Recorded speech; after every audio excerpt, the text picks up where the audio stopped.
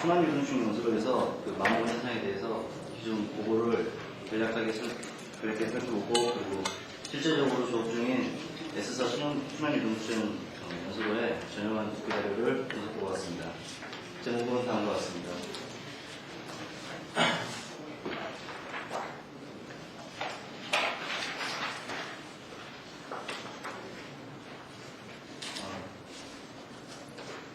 다음은 순환유동층 연소로 해서 그 마모에 대한 일반적인 사항들입니다.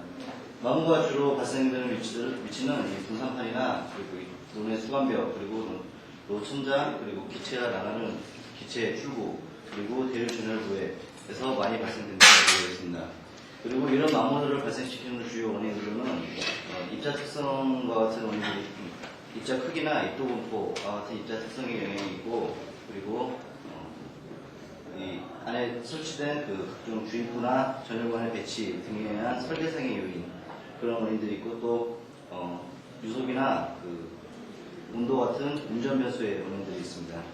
그래서 이러한 마모 문제가 발생했을 때 그에 따른 대책으로는 파열 부위를 용접한다든지 아니면 구조로 코팅을 한다든지 하는 방법이 사용되고 있는데, 이런 방법들은 마모를 완전히 예방한다기보다도 좀 더 지연시키거나 완화시키는 방법들이 사용되고 있습니다.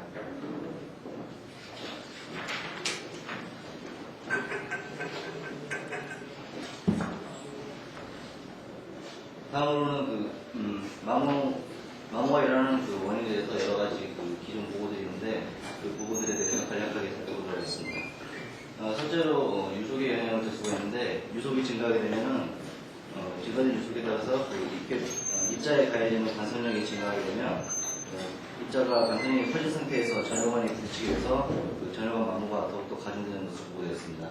그리고 입경의 영향은 입경이 커지게 되면 또 같은 효과로 그 반선력이 증가하게 돼서 또 그 상태에서 전열관에 부딪히게 되면 마모 속도가 증가되는 것으로 보고되었습니다. 입자의 밀도가 증가하는 경우에도 그 입경이 증가하는 경우와 유사한 효과가 나타나는 것으로 찾아되었습니다.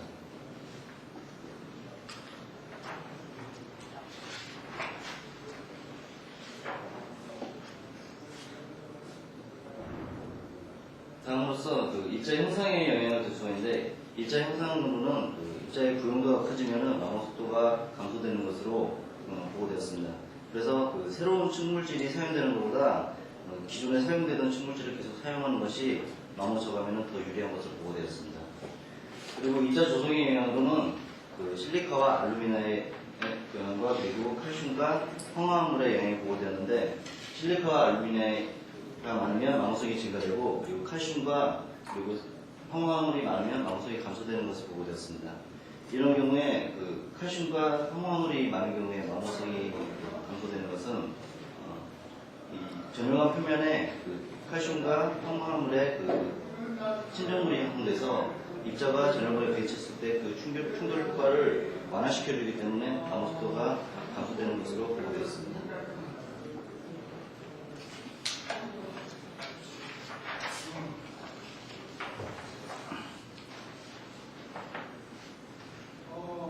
다음은 석탄 중의 염소의 함량인데, 염소의 함량은 석탄 중에 염소의 함량이 높아지면 그 마모 속도가 증가되는 것으로 보고되었습니다. 또한 이 세티 등에 의해서도 마모 속도가 증가된다고 보고되었는데, 이 세티 같은 경우는 CL 함량 때문에 마모 속도가 증가한다고만 볼 수 없다고 해서 약간 좀 상반된 견해 보고들이 있습니다.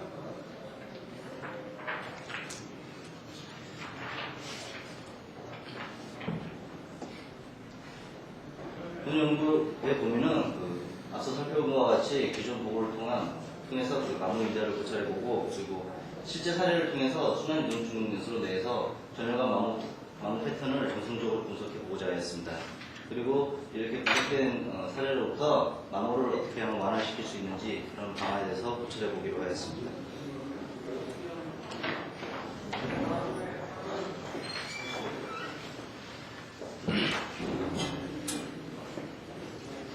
다음은 본 연구에서 고찰한 S사 순환 유동층 연소로의 계략표입니다. 그림에서 보시는 바와 같이 북측면, 동측면, 그리고 이쪽이 남측면, 그리고 서측면으로 돌아가면서 각 벽면에 그 전열관이 둘러 배치되어 있습니다. 각 전열관은 북측면 맨 좌측부터 1번부터 해서 돌아가면서 번호를 부여하 했습니다. 전체 전열관 개수는 372개이고 전면인 북측면에는 9개의 전열관으로 구성된 윗머리 4개가 배치되어 있습니다. 그리고 남측면에는 사이클론으로 나가는 기체 출구가 양쪽 상부에 2개 설치되어 있습니다. 그리고 이 남측면 하부에는 사이클론에서 포집된 입자의 재순환 주입을 위한 재순환 주입구와 그리고 석탄 주입을 위한 주입구가 설치되어 있습니다. 연소로에 설치된 전열관의 자세한 규격은 테이블에 나타난 것 같습니다.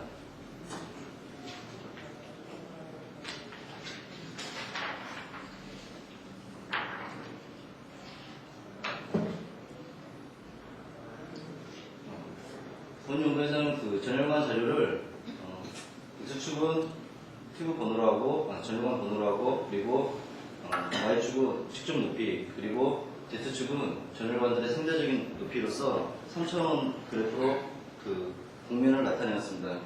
그림에 보시는 바와 같이 1999년은 이쪽 그림이고 2001년의 그림이 이쪽 그림입니다.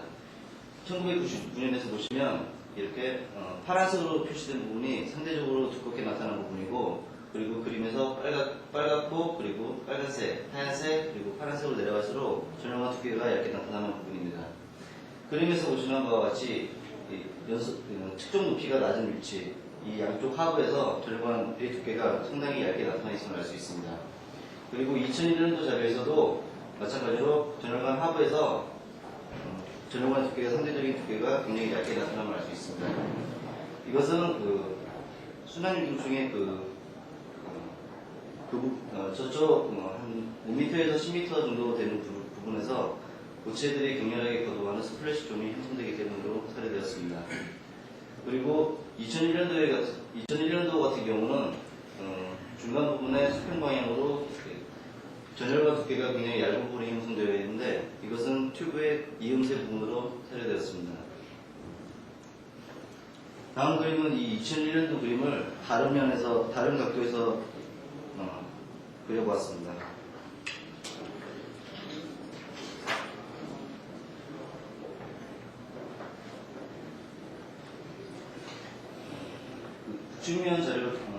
북측면을 튜브 넘버와 그리고 상대적인 두께에 따라서 그림을 그려보았습니다. 앞서 본 그림과 같이 전열관의 오른쪽과 왼쪽에 나무가 집중되어 있음을 알 수 있습니다. 그리고 측정 높이에 따라서 그 상대적인 두께를 보면 약 5m에서 10m 사이에서 전열관의 두께가 굉장히 얇게 나타나 있음을 알 수 있습니다. 이것은 앞서 설명드린 바와 같이 스플래시 존의 영역에 속하기 때문에 생각되었습니다.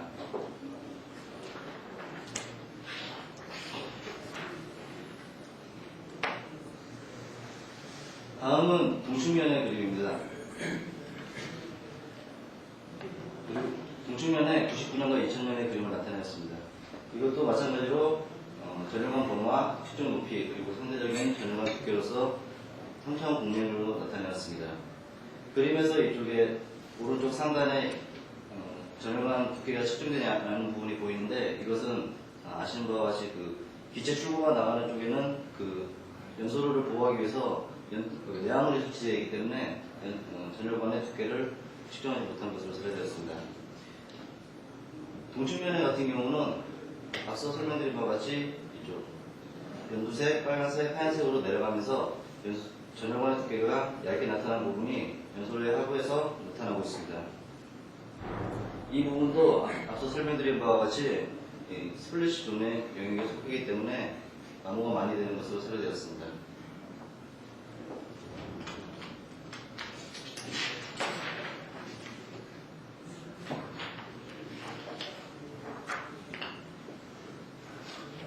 다음은 2001년도의 동측면 그림을 측정 높이에 따라서 상대적인 두께를 보았습니다. 이 측정 높이에 따라서 보면은 약 5m에서 10m 사이에서 이 전열관의 두께가 굉장히 얇게 나타나고 있음을 알 수 있습니다. 이것 역시 앞서 설명드린 바와 같이 스플래시 존의 영향으로 사례되었습니다.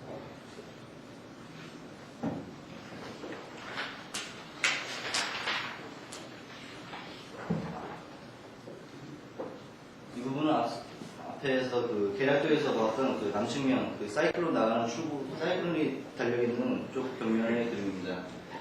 그림에서 이쪽에 이 화살표 방향으로 기체 흐름이 나가는 사이클론이 달려 있습니다.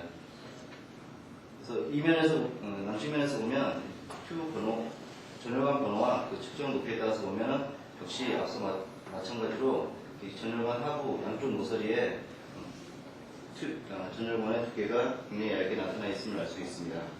특히 이면의 경우는 그 연소로 하부로 그 리사이클되는 주입구와 그리고 석탄 주입구가 설치되어 있기 때문에 이 부분에서 양쪽 끝에서 마모가 더 가중되는 것으로 생각되었습니다. 2001년의 경우에도 유사하였습니다.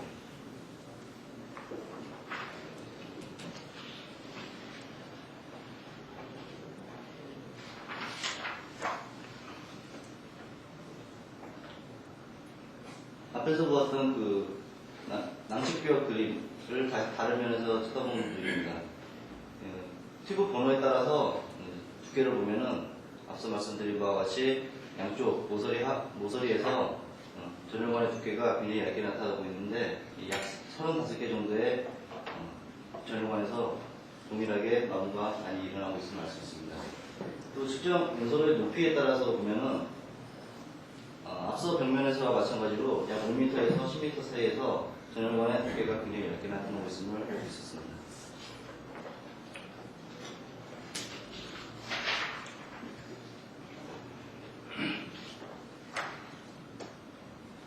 다음은 서측면 그림입니다. 서측벽에서 그림은 이쪽에 네모 박스로 표시되고 그리고 이 화살표로 표시된 부분이 사이클로 나가는 기체 출구가 있는 방향입니다. 서측벽에서도 마찬가지로 연소로 하부에서 전열관의 두께가 연두색, 빨간색, 하얀색으로 굉장히 얇게 나타나고 있음을 알 수 있습니다.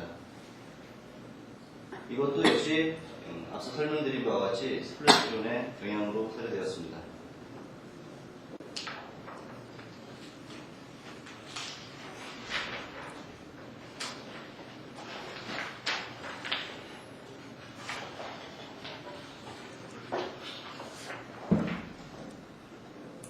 본 연구의 결론을 말씀드리겠습니다.